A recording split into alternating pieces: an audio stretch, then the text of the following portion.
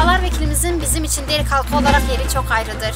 Derik'in altyapısı olsun, su olarak, zeytinleri olsun, tüm ülkelere tanıtmış. Derik için ilk defa zeytin festivalini yapmıştır. Biz vekillerimizin zindanlarda değil, bizim yanımızda, halkımızın yanında olmasını istiyoruz.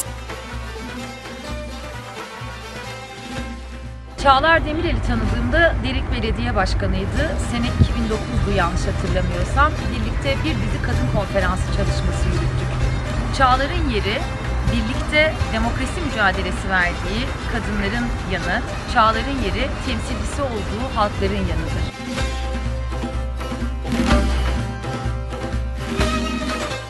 Zeytune me der ki heyecan, halkış hayrani vanın ve zeytune der ki sakın. Çağlar Çağlar başkanıyla bu sakın destek da zeytuna baş.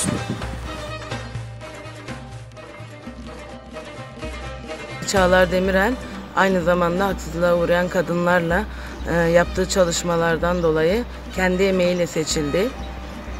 Kadın emeğini, kadın iradesini temsil ediyor. Onun yeri Diyarbakır'dır. Kardeşim Çağlar Demirel'e özgürlük.